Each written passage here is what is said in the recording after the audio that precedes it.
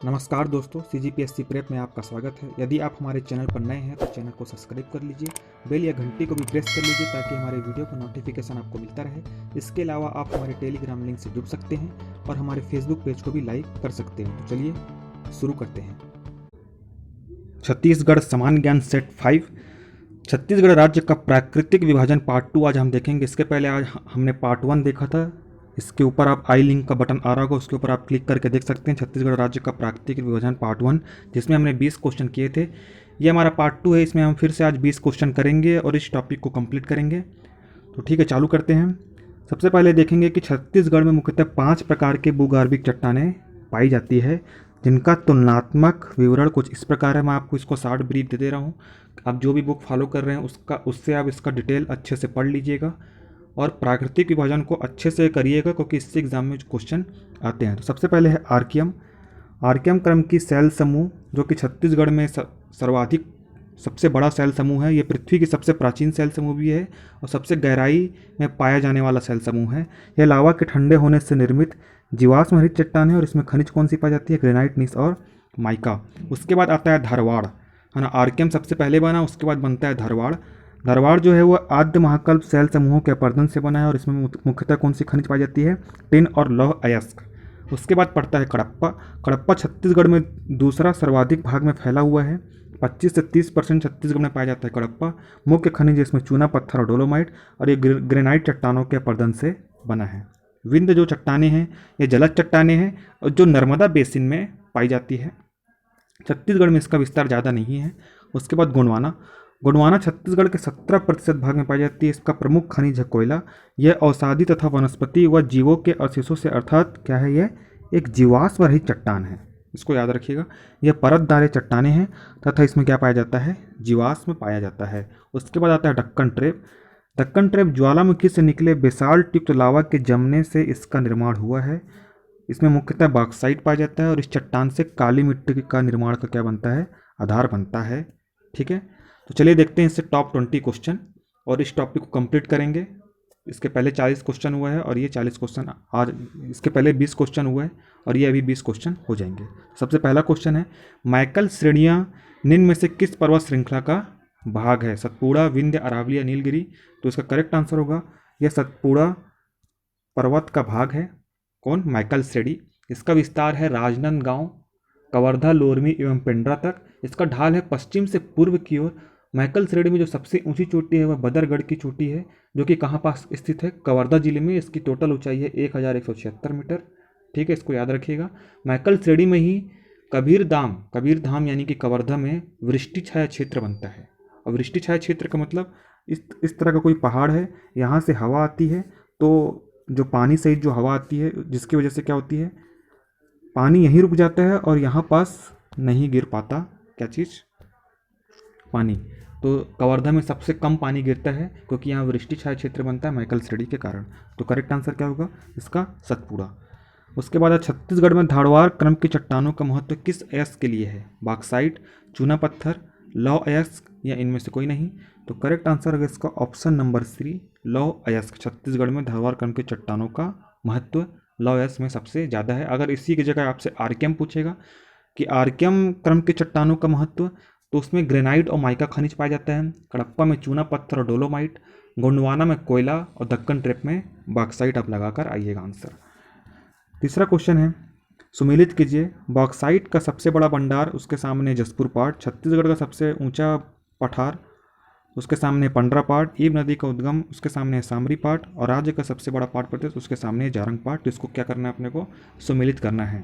तो सबसे पहले बता दूँ, बॉक्साइट का जो सबसे बड़ा भंडारण है वो है जारंग पाट में। ठीक है, जो कि कहाँ पास स्थित है? बलरामपुर और सरगुजा में स्थित है। उसके बाद छत्तीसगढ़ का सबसे ऊंचा पठार कौन सा है? सामरी पाट प्रदेश सबसे ऊंचा पठार है।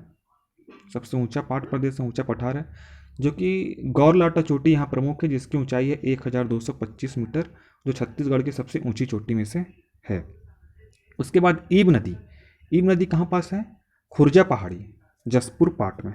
ईब नदी है खुर्जा पहाड़ी, जसपुर पाट में। इसको आप याद रखिएगा। और इस नदी के रेत में क्या पाया जाता है? सोने के कण पाए जाते हैं।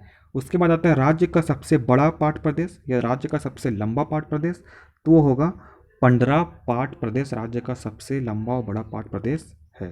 तो इसका करेक्ट आंसर क्या होगा? एक का आ जाएगा डी, 2 का आ जाएगा सी, 3 का आ जाएगा बी और 4 का आ जाएगा ए। तो करेक्ट आंसर होगा इसका ऑप्शन नंबर डी। अब आते हैं क्वेश्चन नंबर 4 में। विश्व की प्राचीनतम नाट्यशाला कहाँ है? सीता बेंगरा, जोगी मारा, सिहावा पर्वत या कांदावनी पहाड़ी? तो करेक्ट आंसर होगा इसका सीता बेंगरा विश्व की सर्वाधिक प्राचीनतम नाट्यशाला है। जोगी मारा की बात करें तो जोगी मारा गुफा में देवदासी नृत्यांगना व देवदत्त नामक नर्तक की प्रेम गाथा का वर्णन है। और ये दोनों गुफा जोगी मारा और सीता बेंगरा रामगढ़ की पहाड़ी के अंतर्गत आते हैं, जो कि सरगुजा क्षेत्र में है, इसको याद रखिएगा। उसके बाद आता है सिहावा पर्वत। सिहावा पर्वत कहाँ है? धमतरी में है और यहाँ सप्त श्रृंगी ऋषि का आश्रम है। सिहावा पर्वत से ही महानदी का उद्गम स्थल होता है। कांदावनी पहाड़ी कहाँ है? कांदावनी पहाड़ी है राजनांदगांव में। इसके अलावा राजनांदगांव में फुलहारी पहाड़ी भी प्रसिद्ध है और प्रज्ञागिरी पहाड़ी भी, इसको आप ध्यान में रखिएगा। उसके बाद अगला क्वेश्चन है गढ़िया पहाड़ किस जिले में है? कांकेर, नारायणपुर, कोरिया, बीजापुर? तो करेक्ट आंसर होगा इसका ऑप्शन नंबर ए। गढ़िया पहाड़ कहाँ है? कांकेर में। ठीक है। इसके अलावा वहाँ कौन कौन सी और मुख्य पर्वत है? आरी डोंगरी वहाँ मुख्य पर्वत है, इसको भी ध्यान में रखिएगा। और कांकेर में हर साल क्या सितंबर के महीने में गढ़िया महोत्सव मनाया जाता है। ठीक। क्वेश्चन नंबर 6, छत्तीसगढ़ में बॉक्साइट का मैदान कहाँ स्थित है? तो छत्तीसगढ़ में बॉक्साइट का मैदान है कहाँ पास? जमीर पाट में। कहाँ पास? जमीर पाट में छत्तीसगढ़ के बॉक्साइट का मैदान स्थित है। क्वेश्चन नंबर 7, छत्तीसगढ़ के निम्नलिखित भागों में कौन सा सबसे पुरातन शैलों से बना है? हसदेव रामपुर बेसिन, रायपुर उच्च भूमि, बैलाडीला की पहाड़ी या सरगुजा बेसिन? तो करेक्ट आंसर होगा इसका ऑप्शन नंबर से, बैलाडीला की पहाड़ी सबसे पुरातन शैलों से बना है।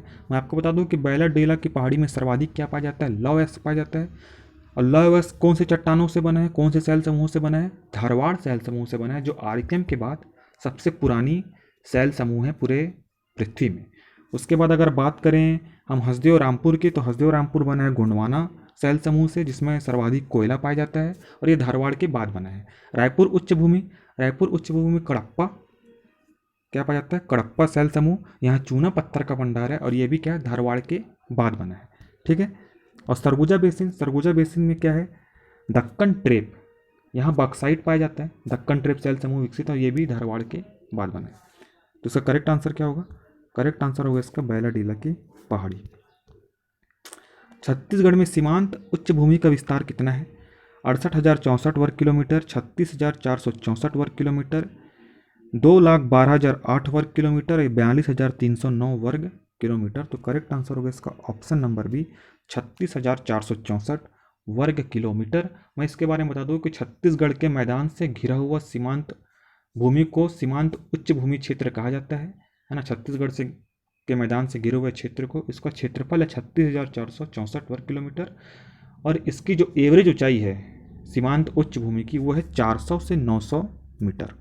प्रश्न नंबर 9, निम्नलिखित में से किस भाग पर पूर्वी बघेलखंड का विस्तार है ना?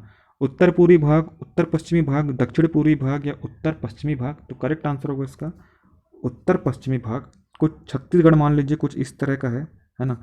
यहाँ पास है पूर्वी बघेलखंड का पठार और ये कहाँ पास है?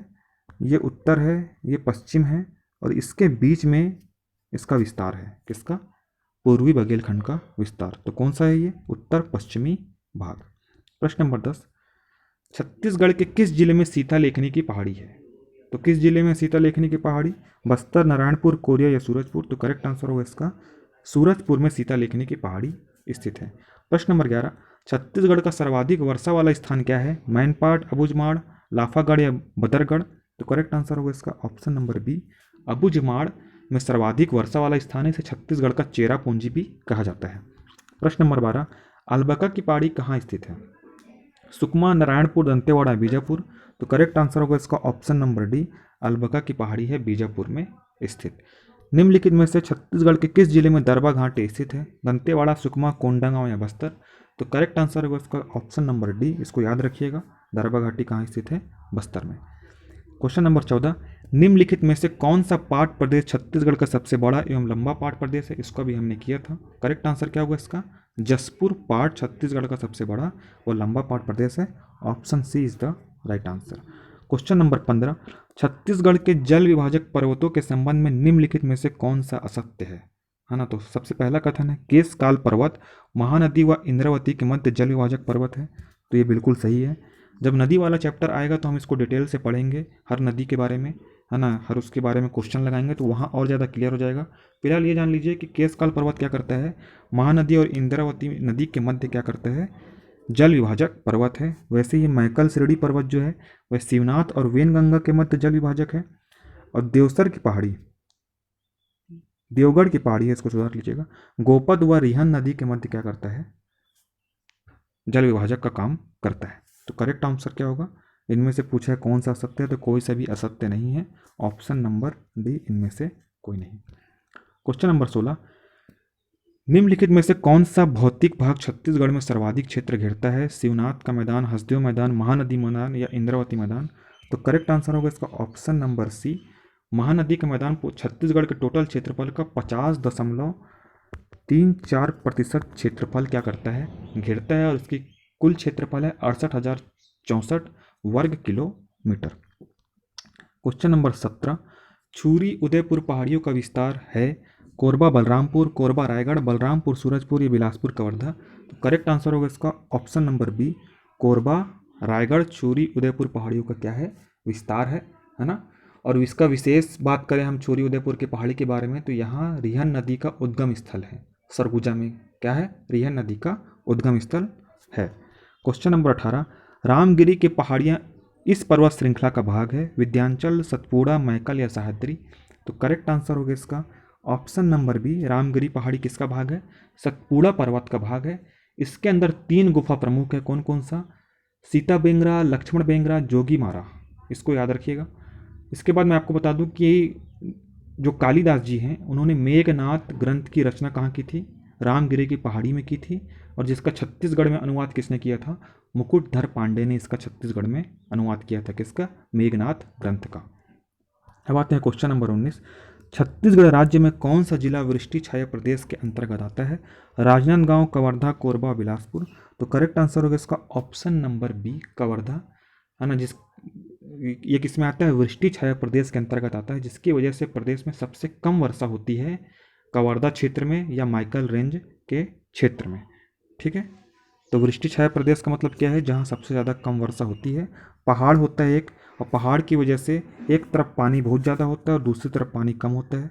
तो मान लीजिए ये मैकल श्रेणी है, तो इस साइड मध्य प्रदेश श्रेणी में बहुत ज़्यादा वर्षा होती है, जबकि यहाँ पास कवर्धा है और यहाँ पास वृष्टि छाया क्षेत्र बनता है, और यहाँ सबसे कम वर्षा होती है छत्तीसगढ़ में। क्वेश्चन नंबर 20, निम्नलिखित में से कौन सा शैल समूह सबसे प्राचीन तथा छत्तीसगढ़ की धरातलीय बनावट में से प्रमुख है, गोंडवाना, धरवाड़, आर्कियम, कडप्पा। तो सबसे पुराना कौन सा है, आर्कियम शैल समूह सबसे पुराना है। तो सबसे पुराना से सबसे नया अगर आपसे पूछ देता है क्रम की शैल समूहों का सबसे पुराना और सबसे नया का क्रम बताए पूरे भारत में शैल समूहों का, तो इसका ट्रिक है आधा, कवि, गोंद, आ से होता है आर्कियम, धा से होता है धारवाड़, का से कडप्पा, वी से विंध्याचल, गो से गोंडवाना और दा से दक्कन ट्रैप। इसको याद रखिएगा, ये लाइन बार से प्राचीन से नवीनतम, प्राचीन से नवीनतम, ठीक है। ये क्या है, शैल समूहों का क्रम है। तो ठीक है दोस्तों, ये आज हमारा टॉप 20 क्वेश्चन था। इसके पहले हमने पार्ट 1 में इसका टॉप 20 क्वेश्चन किया हुआ है ना। तो टोटल 40 क्वेश्चन हो गए, और जितना मैंने कराया है अगर आपने उस क्वेश्चनों को ध्यान से देखा होगा और उसको अच्छे से एनालाइज किया होगा, तो जो भी एग्ज़ाम में क्वेश्चन आएंगे मैं 95% बता रहा हूँ कि यहीं से आया क्वेश्चन, इन 40 क्वेश्चनों से, ऐसा मेरे को उम्मीद है ना। तो उसके बाद आज का होमवर्क जो है, होमवर्क क्या है, आपको ये जो पेज दिख रहा है मध्य प्रदेश राज्य पुनर्गठन अधिनियम, इसको याद करके आना है ना। इसका स्क्रीनशॉट आप ले लीजिए, जो भी चीज़ें इसमें हैं, क्योंकि यहाँ से एग्ज़ाम में काफ़ी सारे क्वेश्चन पूछे जाते हैं। और उसके बाद क्या करना है आपको, राज्य निर्माण हेतु गठित संगठन, इसको भी याद करके आना है, इसका भी स्क्रीनशॉट ले लीजिए, इससे भी एग्ज़ाम में काफ़ी सारे क्वेश्चन पूछे जाते हैं, ठीक है। तो अगर आपको हमारा वीडियो पसंद आया तो इसको लाइक करें, और आज टारगेट रखते हैं कम से कम 15 लाइक का हमारे वीडियो में। 15 लाइक जैसे ही हमारे वीडियो में आ जाता है इस वीडियो में, तो हम इसका PDF अपने टेलीग्राम और व्हाट्सएप ग्रुप पर अपलोड कर देंगे, और हमारे टेलीग्राम और व्हाट्सएप ग्रुप का जो डिस्क्रिप्शन है वो आपको हमारे जो लिंक है वो आपको हमारे वीडियो के डिस्क्रिप्शन में मिल जाएगा। तो ठीक है दोस्तों, धन्यवाद, और प्लीज़ उसको लाइक करें, सब्सक्राइब करें और ज़्यादा से ज़्यादा शेयर करें।